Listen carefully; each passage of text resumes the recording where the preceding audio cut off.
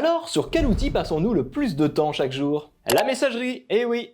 Ah, on renvoie des balles toute la journée avec chacun sa routine d'ailleurs, plus ou moins efficace. Et la plupart de mes clients ne savent même pas me dire combien de temps ils y consacrent par jour. Plutôt 1 heure, 2 heures, 3 heures, mais ils sont tous d'accord pour me dire la même chose. C'est trop chronophage et en plus, c'est inefficace. Dans cette vidéo, voici 5 exemples que nous allons décortiquer ensemble. Alors votre patron vous a-t-il déjà dit « Mets-moi en copie de tout, je veux tout savoir sur ce dossier » et une semaine plus tard, il ne lit plus aucun de vos emails. Un mois plus tard d'ailleurs, il vous demande d'arrêter de le mettre en copie parce que vous inondez sa messagerie. Alors la solution est dans cette vidéo, au chapitre 1. Deuxième exemple, vous envoyez des emails qui attendent une réponse, puis forcément il n'y a pas de réponse alors, vous relancez avec le fameux « sauf erreur de ma part », puis vous relancez à nouveau avec cette fois-ci les managers en copie. Quand vous êtes assez organisé pour relancer, parce que autour de moi, la plupart des gens oublient ce qu'ils ont demandé pour finalement se retrouver devant une bombe qu'il est trop tard de déminer. Alors la solution est dans cette vidéo au chapitre 2. Troisième exemple, vous traitez régulièrement des emails avec de nombreux allers-retours, souvent d'ailleurs pour recueillir des informations vous permettant ensuite de les retraiter, de les retravailler, de les mettre en forme aussi. Alors ça peut être par exemple pour des commandes de fourniture, des nouveaux projets, un service desk, des déclarations d'incidents. Bref, il y a plein d'exemples. Eh bien si vous faites tout cela par email, je crois qu'on doit se donner rendez-vous au chapitre 3. Alors si vous faites partie de la team qui continue à envoyer des Outlook ou des Teams pour communiquer en interne, ou d'ailleurs même avec les clients, je ne sais pas si ça vous est déjà arrivé d'aller rechercher un vieux fichier qu'on a envoyé il y a 3 semaines par email, qu'on ne retrouvera jamais, vous le savez comme moi à l'intérieur d'Outlook. Et encore, quand c'est pour soi, parce que quand il faut les partager, parce que vous allez être absent et qu'il faut donner l'ensemble de ces éléments de communication par email ou par Teams à vos collègues, c'est vraiment la galère. Alors rendez-vous au chapitre 4. Cinquième exemple, dans mes Modern Workers, j'en ai toujours un qui me dit « Mais Seb, si je mets tous les échanges avec le client, tous les fichiers, tout ça, dans un seul item, on va être totalement perdu. Il y aura beaucoup trop d'infos et lorsqu'une personne devra reprendre le dossier, ça va être imbuvable. » Eh bien non, grâce à l'intelligence artificielle intégrée dans Wrike, on est capable de vous résumer tout ce qui s'est passé et de vous donner les prochains points clés qu'il faut réaliser. Rendez-vous au chapitre 5. Alors je pense que vous l'avez compris, je suis un grand fan de Wrike, avec qui je suis partenaire d'ailleurs, et dans cette vidéo, je vous explique comment je le déploie chez mes clients pour qu'ils n'utilisent plus leur messagerie dont ils se plaignent tous. Oh, mais je vous vois là, il y a quelques petits curieux, voire même quelques petits sceptiques, alors cliquez sur le lien pour vous rendre sur mon site, je vous offre un échange avec moi et une licence de démo. Parlez-moi de vos problèmes, de vos ambitions, je me ferai un plaisir de vous montrer mes méthodes d'organisation et mon fameux outil.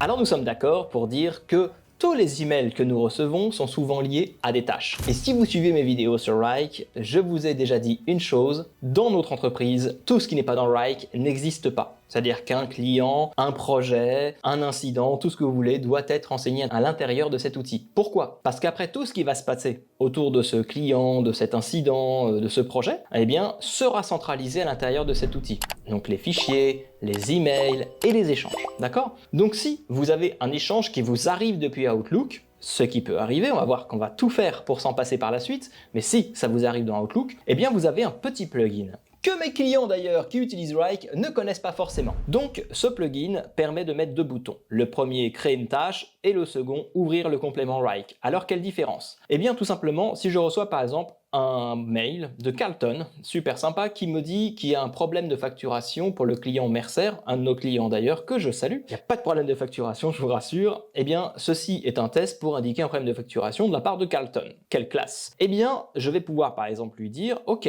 on va donc créer une tâche pour cet email, pour associer derrière l'action à la bonne personne, plutôt que de lui retransférer un email. Je vous montre, je clique ici sur le bouton créer une tâche qui va donc m'ouvrir le plugin Wrike. Très bien, donc par défaut, pour ceux qui ont suivi ma précédente vidéo, j'ai un répertoire pickup dans lequel je mets tout, c'est mon répertoire par défaut, et ensuite je range.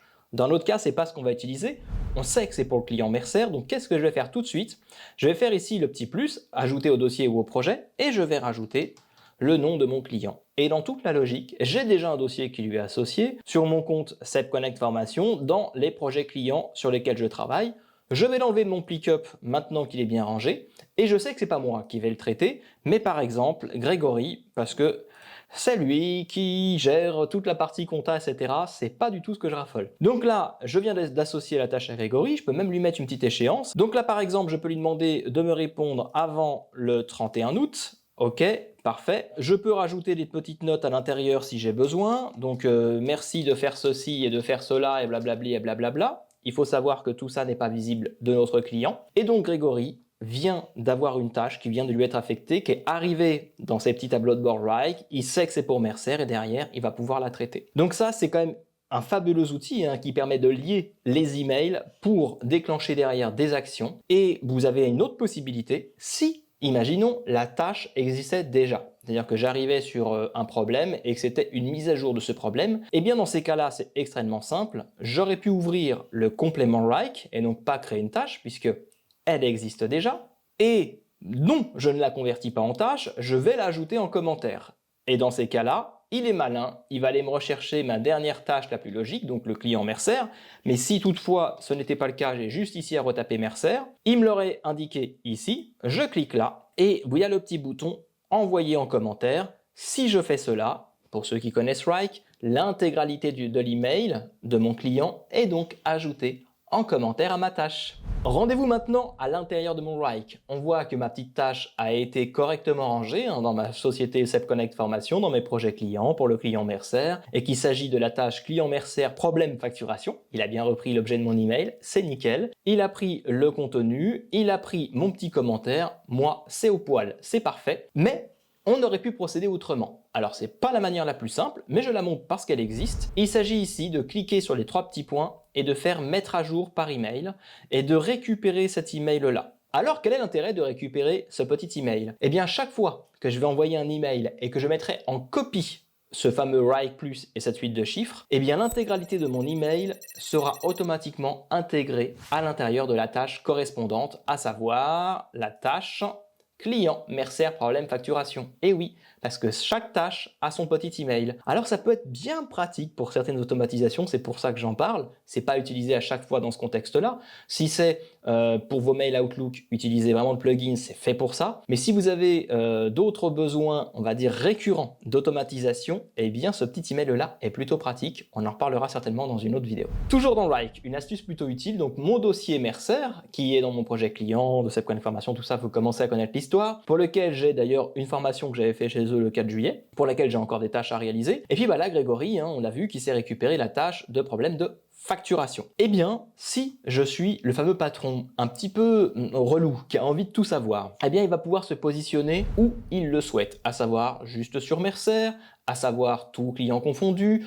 ou encore sur toute l'activité de SEPconnect Formation. Bref, il va aller se positionner là où ça l'intéresse. Eh bien, qu'est-ce qu'il va faire? Il va s'ajouter une petite vue, et il va ajouter la vue flux, qui correspond à ce que j'appelle plutôt moi l'activité, toute l'activité qu'il y a eu sur ce dossier. C'est un petit peu comme un mur Facebook ou un mur LinkedIn, on voit tout ce qui se passe, mais sur le dossier sélectionné. Alors, comme toutes les vues de Wrike, est-ce que c'est la vue pour tout le monde ou pour moi uniquement? Je ne vais pas déranger les autres, je vais me la créer pour moi. Hop. Et là, je vais voir tout ce qui s'est passé sur ce dossier. Donc, on voit bien, je vais mettre tout ici dans les filtres, que aujourd'hui, j'ai bien eu un mail de Carlton qui m'a dit qu'il y avait un problème de facturation, mais je pourrais aussi également voir toutes les discussions que j'ai pu avoir avec le client, le devis, etc. et les échanges. Donc je les ai floutés, c'est pas l'intérêt. En tout cas, on voit bien qu'on a tous les échanges avec ce client. Donc si tout le monde respecte le fait de bien linker chacun des emails avec les tâches à l'intérieur de Wrike, on est capable de tout suivre et on est capable d'affecter les tâches, vous l'aurez compris, aux uns et aux autres pour ensuite, bien entendu, les piloter. Est-ce que ça, c'est pas fabuleux? Nous voici à nouveau dans Wrike, vraiment dans la vraie vie. Là, c'est pas quelque chose que j'ai fait pour la démo, avec un sujet que Sandrine et moi avons amené. Est-ce qu'on doit vraiment assurer une vraie déconnexion avec les outils digitaux en vacances? Vous voyez, Sandrine avait mis 2 fichiers, probablement 2 images pour qu'on puisse sélectionner. Elle me parle du sujet. Je lui envoie proposition de texte, je la tag. On retrouve ici d'ailleurs l'IA dont on reparlera tout à l'heure, en chapitre 5. Donc, pour suivre les demandes à l'intérieur de Wrike, on va éviter de faire comme dans les emails, à savoir envoyer un email et espérer qu'on se souvienne de cette activité pour éventuellement aller la relancer quelques jours après. Là, on va vraiment mettre un outil de tracking à l'ensemble de nos demandes qui s'appelle l'approbation. Donc puisque en chapitre 1 on a vu que toutes nos tâches étaient dans Wrike, même celles qui proviennent des emails, et bien maintenant ce qu'on pourrait faire c'est pour chacune d'elles mettre une approbation. Donc je vais ajouter une approbation, je viens de cliquer dessus, je vais lui ajouter une description, donc peux-tu me valider mon texte? Ok, je vais demander ça à qui? Je peux demander ça à quelqu'un d'autre que des personnes qui sont d'ailleurs associées à cette tâche, mais bon là je vais demander à Sandrine. Je vais définir une date d'échéance, pourquoi? Parce que j'ai besoin qu'elle me réponde avant une certaine date, et ça c'est important. Donc je vais dire par exemple avant le 31. Dans cette approbation, et ça c'est top, je peux ajouter des fichiers, qui peuvent être des images, des documents Word, des documents PowerPoint, pour approuver justement des fichiers. Par exemple, bah tiens, est-ce que ce compte rendu de réunion, cet ordre du jour de réunion, on le valide, etc. etc. Et puis, j'ai des paramètres avancés, bien cachés. Là aussi, peu les utilisent et pourtant ils sont formidables. C'est-à-dire que si la décision est approuvée, si Sandrine me dit oui, c'est OK, eh bien je vais pouvoir passer sur un autre statut. Alors là, j'ai des statuts vraiment basiques, nouveau, en cours, terminé, mais suivant les tâches, on peut avoir à valider, valider, en relecture, en approbation justement, etc. Donc là, je vais dire, bah, si elle approuve, pour moi, c'est terminé, c'est OK. Et si elle refuse, eh bien, à l'inverse, je vais dire que ça, paf, c'est en attente. Donc, je n'aurai aucune action à faire. Le statut de la tâche Wrike va automatiquement s'adapter en fonction de sa réponse. Je fais enregistrer. Il ne me reste plus qu'un bouton. Cliquez sur commencer. Et là, automatiquement, Sandrine vient de recevoir une notification dans son Wrike, dans sa petite boîte de réception, lui indiquant qu'elle est sollicitée sur une tâche. Si elle a un widget, alors là c'est encore mieux, mais qu'est-ce qu'un widget? Je vous montre tout de suite. En fait, les widgets, ce sont des petits blocs comme ceux-là que je vais intégrer à l'intérieur de dashboard sur mesure pour mes utilisateurs. Parce que bien entendu, vous commencez à connaître Wrike, ils vont pas passer de répertoire en répertoire pour aller chercher sur leur ami des tâches. Ils ont toutes les données qui leur arrivent directement via des tableaux de bord. Donc là, je vais créer mon petit tableau de bord et je vais afficher justement les données en approbation. Alors on a deux perspectives, celle où c'est le demandeur qui va donc demander à ses collègues des approbations, ou l'inverse, le collègue qui lui a envie de savoir tout ce qu'on lui a demandé de la part donc de tous ses collaborateurs. Donc là, on va par exemple faire un widget personnalisé, je vais aller dans les filtres, et je vais voir quels sont tous les approbateurs où c'est Sébastien qui est donc approbateur. Et donc là, je vais retrouver toutes les tâches que l'on m'a demandé d'approuver. A l'inverse, si je veux voir par exemple tout ce que j'ai demandé à Sandrine, je vais aller chercher l'approbateur Sandrine. Hop. Et là, je vais retrouver toutes les tâches sur lesquelles j'ai sollicité Sandrine. Et on retrouve en effet, alors je crois que c'était celui de la vraie déconnexion en vacances, eh bien je vois que là, elle est en attente d'approbation en attente d'approbation de sa part. Et on voit que le statut est terminé. Ce qui veut dire que probablement Sandrine a accepté l'approbation. En effet, à 15h07 aujourd'hui, pendant que je tournais la vidéo, Sandrine a approuvé, donc on est passé au statut terminé. Je vais donc cliquer sur créer le widget, et là je me retrouve avec mon petit widget. Je vais donc d'ailleurs mettre comme titre plutôt tâche en attente de retour de Sandrine, et comme vous le voyez d'ailleurs, je retrouve toutes celles que j'ai, sur lesquelles j'ai demandé une approbation. Alors à ce stade, il y a une petite remarque, seuls les plus perspicaces d'entre vous l'auront trouvé, c'est que là, j'ai demandé toutes les tâches en approbation de Sandrine, mais peu importe le statut d'approbation. Approuvé, non approuvé, ou en attente. Donc si je vais chercher dans décision de l'approbateur, entre en attente, approuvé et refusé, je vais demander toutes celles qui sont en attente. Et là, paf, parfait. Eh bien, je n'attends plus rien de Sandrine puisque, on l'a vu juste avant, elle avait bien approuvé celle d'avant. D'ailleurs, si cette fois-ci je demande décision de l'approbateur et je vais chercher celles qui sont approuvées, on est bon. Celle qu'elle a refusée, je ne crois pas qu'elle l'ait déjà fait. Non, Sandrine n'avait jamais rien refusé. Et en fait, ce qu'il faut retenir, là je vais mettre tout statut confondu, c'est que du coup ça me fait mon petit widget. Et puis pour rappel, les petits widgets, je peux en faire autant que je veux. Donc trier, tiens, toutes les tâches que j'ai demandées à Sandrine, toutes les tâches que j'ai demandées à Grégory, toutes les tâches que j'ai demandées à Monsieur Dupont, etc., etc. Et quand je vais être en réunion avec eux, eh bien je sors tout cela. C'est plutôt pratique pour suivre du coup les statuts d'avancement de toutes mes demandes.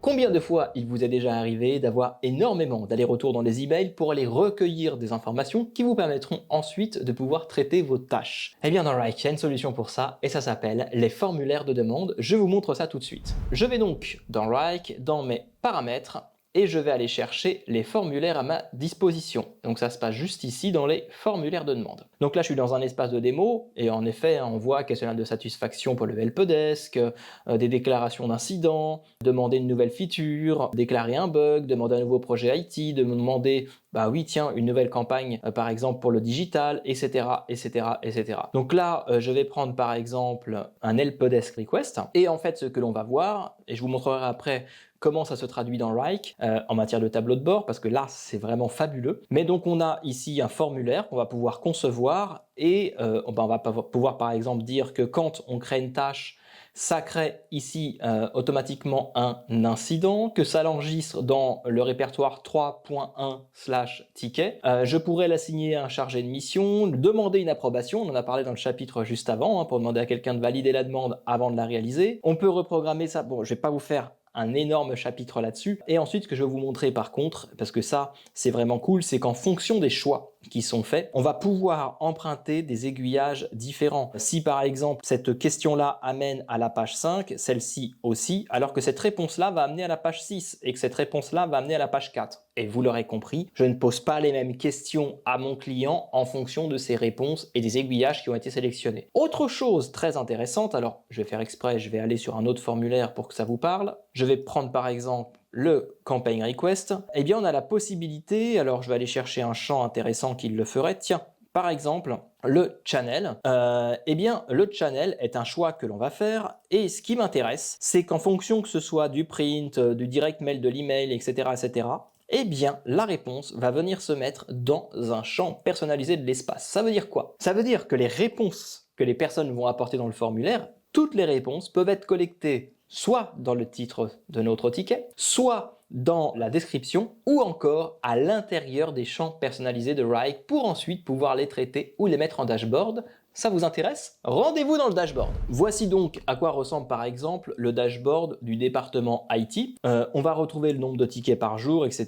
Le nombre de tickets créés aujourd'hui. Bon, j'en ai pas fait dans ma démo. Mais voilà, c'est intéressant, ça vous montre qu'on est capable de manière visuelle, on en parlait tout à l'heure avec par exemple les approbations, d'apporter des graphiques ou d'apporter des éléments de Wrike directement à l'intérieur de ces petits widgets. Donc là par exemple, je suis allé dans les répertoires de l'IT, qui s'appelle le Service Management, le fameux 3. Et je ne sais pas si vous vous souvenez, je vous ai parlé du petit 3.1 ticket. Et qu'est-ce que l'on voit? En fait, on va retrouver tous nos tickets qui ont été déclarés. Voilà. En fait, ils ont été déclarés via un formulaire. Et puis, l'ensemble des données collectées arrive directement ici en fonction de ce que les gens ont renseigné à l'intérieur de ces formulaires. Et donc on voit tout ce que les personnes ont renseigné dans le formulaire ici, l'urgence, si c'est un VIP ou pas, etc. D'autres champs qui sont arrivés ici, voilà, c'est super intéressant. Et puis vous l'aurez compris, ces mêmes données auxquelles on accède ici, puisqu'ils ont été rangés dans les bons répertoires en fonction des choix qu'ont fait les personnes, on les retrouve également dans la dashboard, mais cette fois-ci sous une configuration différente, on va dire plus d'un point de vue BI. Et donc vous l'avez compris, à aucun moment, je n'ai fait d'email. Oui, mais Sébastien, quand tu vas répondre au client, tu vas utiliser Outlook? Non, je ne vais pas utiliser Outlook pour répondre au client. Pourquoi? Parce que quand je vais me rendre sur son ticket, par exemple, je sélectionne celui-ci, donc je reviens sur le ticket ici, qu'est-ce que je vais trouver? La possibilité de faire des commentaires internes, c'est-à-dire de parler avec mes collègues sans que le client le voie, ou alors de m'adresser au demandeur, à savoir au cio.thomas@writest. Donc là, je vois que j'ai eu une demande qui est faite dans une autre langue que la mienne, mais je peux donc répondre coucou, hop, je mets ce que je veux, peu importe, et au moment où je fais envoyer l'email, eh bien vous voyez que j'ai un email qui vient de partir. Ça vient de faire quoi? Ça vient d'envoyer en fait le contenu de ce message à l'intérieur de la messagerie du fameux Thomas. Et qu'est-ce qui va se passer quand Thomas va me répondre? Eh bien, ça va être renseigné automatiquement là aussi à l'intérieur de Wrike, c'est-à-dire que tous les échanges que je vais avoir vont rester à l'intérieur de Wrike, à l'intérieur de cette tâche.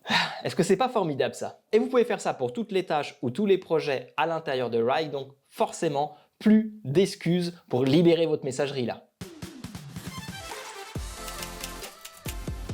Alors vous avez la fâcheuse tendance, même en interne, de vous envoyer des emails ou des messages Teams pour tout et rien, sachant qu'à chaque fois qu'on s'envoie d'email, on n'a pas le contexte. On n'a pas forcément le fichier, on n'a pas tout l'historique et ben voilà, on va partir dans une véritable petite partie de ping-pong. Alors que si, au moment où on avait sollicité une autre personne, eh bien, elle aurait eu tout l'historique, tout l'échange et qu'en plus avec l'IA, on va le voir après, on aurait été capable d'avoir un résumé, ça aurait été quand même beaucoup plus pratique. Eh bien, c'est ce que je vais vous montrer là. Je reviens sur ma fameuse demande pour le CIO Thomas. On le voyait tout à l'heure, j'avais l'email au demandeur, hein, donc je vais pouvoir échanger avec lui, avec le demandeur, et ce demandeur peut être externe à l'entreprise, ça marche, ça c'est top, mais je peux également communiquer en interne. Et donc là, je vais pouvoir faire arrobase, aller chercher par exemple une équipe, l'équipe créative, et je vais leur dire, pouvez-vous s'il vous plaît, réagir sur tel élément.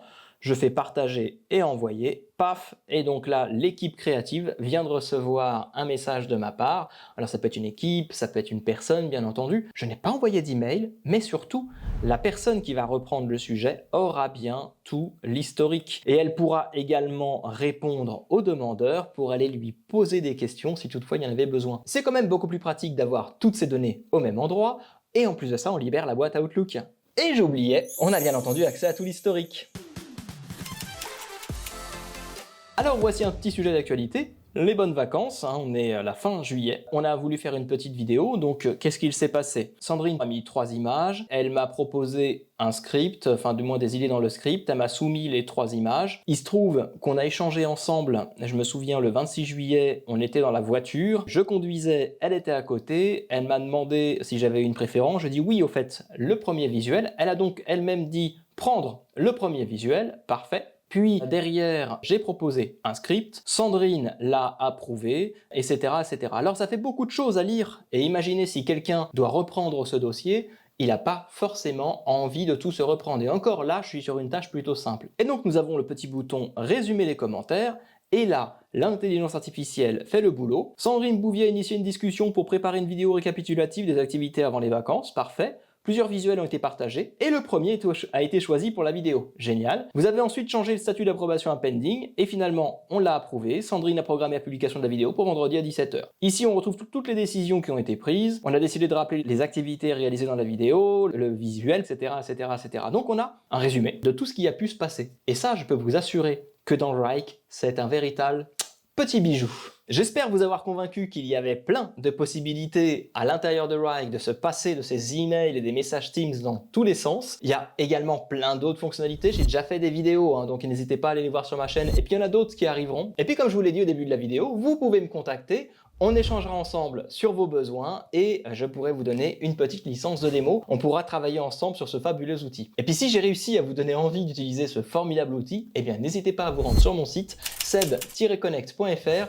Je mettrai probablement le lien dans la description ou dans les commentaires. Mais voilà, retrouvez-moi, on parlera de vos besoins, de vos problèmes, de tout ce que Wrike peut faire pour optimiser votre productivité, vos process. Allez, à plus, ciao!